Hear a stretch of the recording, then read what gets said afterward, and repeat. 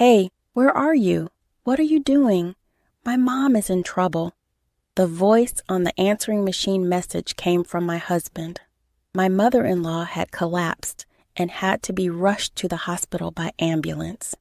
When I opened the wardrobe in my mother-in-law's room to prepare for her hospitalization, I saw an unbelievable picture of my husband and sister-in-law. When I saw the picture, my mind went blank, and I ran to my parents' house to escape. It had been 3 years since I met my husband. I had been deceived for a long time. My husband did not love me. He just wanted a wife. I could never forgive him, so I decided to divorce him. My name is Sarah. I'm 32 years old, and I work at a beauty salon. 4 years ago, I was in a hurry. My friends and colleagues from school were getting married one after another. I wanted to get married while I was still in my 20s. I was tired of hearing about husbands and children from my friends who were married.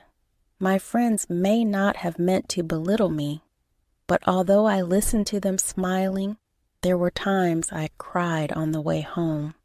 I was so envious. I had had a boyfriend for a while, and I wondered if I would ever get married. Such thoughts made me feel gloomy and impatient. I had 2 years left in my 20s, so I decided to start marriage activity with all my heart. I think I did most of what I could, such as dating apps and marriage activity parties. I met a lot of people, but it was difficult to meet the right person. The person I liked was not marriage-minded and never got to the point of a relationship. I don't think I have high ideals, but it didn't work out. I've only ever had friendships and then relationships. I was struggling with the difficulties of marriage activity. In the meantime, my friends were getting married one after another, so I decided to register with the marriage agency. It was expensive, but I thought there would only be people I really wanted to marry there. That's when I met my husband, Ken. He was 5 years older than me and a refreshingly handsome man working for a prestigious company. It was a wonder that he wasn't married, and from the moment I saw his profile, I knew he was the only man for me. I signed up because I wanted to get married as soon as possible. That's what my husband said on the day we first met. "Me too. Nice to meet you," he said. I thought he was a refreshing person, just like his profile, polite and nice in the way he talked to me. I appealed to him like never before. I told him that I didn't have much education or work experience, but that I liked doing housework. "I'm too busy with my work to take care of the house, so I want to marry someone like Sarah," he said with a smile. I was flattered and so happy. Finally, I actually lived alone with my mother. She has a chronic disease, so I can't leave her alone. If we were to get married, I think I would ask her to live with me. "I hope you'll consider that as well," he explained politely. I was a little surprised, but I felt that he was sincere in telling me in advance rather than suddenly telling me after we got married. In my work, I've often dealt with female customers of all ages, so I'm used to dealing with older women. I'm rather good at it. I didn't know what kind of person my future mother-in-law was, but as long as she would meet me, I thought living with her would not be a problem. More importantly, I wanted to get to know Ken better. He seemed to like me, and we were able to go on a few dates. The more I met him, the more I thought he was a gentleman and a nice person. I was also able to sit in one dinner and meet his mom. His mom was petite and very pretty. "Sarah, you're a lovely lady, and you're too good for Ken. I know you might be nervous about living with me, but you don't have to worry about me. I have a chronic illness, but I don't need nursing care. Next time, let's go out for parfait instead of this nice restaurant," she said. She has a high voice that speaks in a relaxed manner, and we share a love of sweets, so I thought we would hit it off. I no longer felt uneasy about living together. Ken said that he wanted to get married right away, and we started dating on the premise of marriage. Ken was a busy man, constantly working, but he made time for me. We went on trips and spent a lot of time together. Even after seeing his face right after waking up, my impression of him was still the same as it was when I first met him. He was refreshing. The more I saw him, the more I liked him. His mom and I became such good friends that we even went out for sweets together. She takes a lot of medication, but she's full of energy and young. I was worried about her, though, because she has to wait in line at popular restaurants. Don't worry, I'm looking forward to it. I can't wait to taste food so good that I have to wait in line, she said with a big smile on her face. Treating her like a friend, I sometimes forgot about the age difference in their relationship. She told me that her mother-in-law had been divorced twice, and that she had had some difficulties when she was younger. We dated for around 6 months and then got married. I was happy that we were able to get married just barely in our 20s, and from the bottom of my heart, I was glad that I had worked so hard on my marriage activities. We quickly registered our marriage and began preparing to live together. Then one day, my husband told me there was something he needed to talk to me about. I wondered what was going on and had a bit of a bad feeling about it. I never told you this before, but I have a sister, Hannah, who is not related to me by blood. At first, I didn't quite understand what he meant. Hannah was my husband's stepfather's daughter. My mother-in-law and father-in-law divorced 5 years ago. My father-in-law is dead, and Hannah has no family. My mother-in-law and Hannah don't get along well, so she never comes to my in-laws' house. But my husband says he's worried about my sister-in-law, who has no family, and keeps in touch with her. I'd like to invite her to the wedding, but my mom hates her and is against it. But she means a lot to me, and I want to introduce her to you at least once, he said. I was worried about what kind of a person my mother-in-law, who was so kind to me, would hate, but I could see how much my husband cared about his family, so I decided to meet her.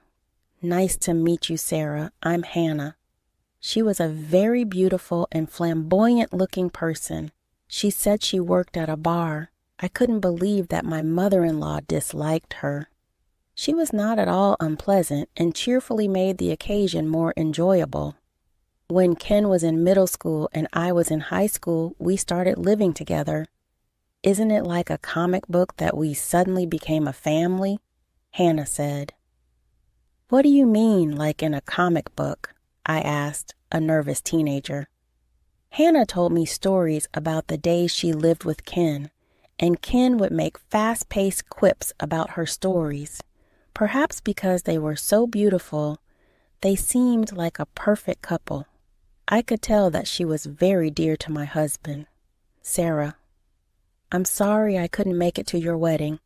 Be a good wife, Hannah said to me as we parted. Don't tell my mother about today. If she gets angry, it will be a pain in the butt, Ken said on the way home. I don't know what kind of conflict there is between my mother-in-law and Hannah, but I don't think it's any of my business. I decided not to tell anyone about my meeting with Hannah and kept it to myself. And so life began for the three of us. Ken was still busy with work and came home late every day. Sometimes when he had a day off, he would go out with my mother-in-law and I, just the three of us. I was also working, so I did the housework in cooperation with my mother-in-law. Sometimes we went out to eat sweets or see a movie together. By all accounts, we were a happy family.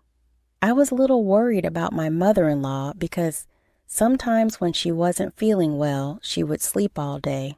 I tried to keep in touch with her frequently while I was at work. The only thing that bothered me when we started living together was that Ken was always looking at his phone. He was almost always on his phone doing something, except when he came home and was eating. He seemed to bring his phone into the bath as well. At first, I didn't mind because I thought maybe he was addicted to playing games, but it was so much that I began to worry about it. One time, he called me to say he was heading out. I called him back because I wanted him to get me something at the convenience store, but his phone was engaged the whole time. I couldn't get through to him on the phone. When he came back, I said, "Ken, I've been calling you all day." "Sorry, I got a call from the company," he said. We had just gotten married, and I didn't think it was possible that he was cheating on me, but I couldn't help but be curious. My mother-in-law didn't seem to be bothered by it, as if it was a normal occurrence. One day, I felt bad, but glanced at the screen of his phone and saw that he was texting someone. It seemed that they talked often. One night, Ken came home late, and I wondered who he was talking to in the middle of the night. "Hey, who do you always talk with in the middle of the night?" I asked, pretending to be silly after my mother-in-law went to bed. "It's my sister. Did you suspect me of cheating on you?" "Don't worry," he laughed. I laughed along with him and thought I had lost it by worrying too much. From then on, I didn't care how much he was on his phone, but he was always busy with work and didn't have much time to spend with me. I was a little uncomfortable with him spending nearly all his free time with Hannah. 2 years later, life with the three of us was going well. My mother-in-law and I would always visit the sweet store whenever it opened. Today's pancakes might be the best pancakes of all time. I was thinking the same thing. I can't wait to try them with you. If a stranger saw us, they wouldn't think we were mother and daughter. I never once felt self-conscious about the fact that we lived together, and I love my mother-in-law. Ken was still busy with work and came home late. He was on his phone all the time. I was used to it by now, and I didn't say anything. I'm not asking him to do the housework, but I did accumulate small complaints that, if he had time to contact Hannah, he could at least put the socks he took off in the laundry. However, when Ken had time off, we made time for our family, and he never forgot to celebrate our wedding anniversary or my birthday. Although there were small complaints, we were still a happy family. Then one day, my mother-in-law was sick and spent the day in bed. I was worried and went to check on her several times. She seemed to sleep quietly during the day, but in the evening she complained, "Sarah, I'm in pain." She was breathing hard. I called an ambulance in a hurry. The ambulance arrived immediately, and I rode in it to the hospital. I was relieved when I found out that she wasn't in critical condition. I called Ken to let him know that she was going to be hospitalized for a while. He left work early to go to the hospital, and I decided to go home and pack to stay with my mother-in-law in the hospital for a few days. Upon returning home, I opened the wardrobe in my mother-in-law's room to prepare her insurance card and personal seal. My mother-in-law said they were in the top drawer, but I couldn't find them, so I opened the bottom drawer. Then I found a small box in there. I opened the box, thinking it might contain an insurance card, and found a large number of photographs in it. I was so shocked when I saw them that I went to the bathroom and threw up. There were pictures of Ken and Hannah in it. It wasn't a picture of them as brother and sister. It was a picture of them as lovers. They were holding hands and kissing each other, and I felt sick just looking at a few of the pictures.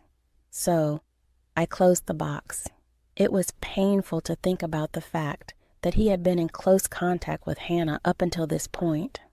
My mind went blank, and the next thing I knew, I was running to my parents' house with that box in my arms. At my parents' house was my mother, who was surprised to see me. When my mother saw what was in the box, she hugged me.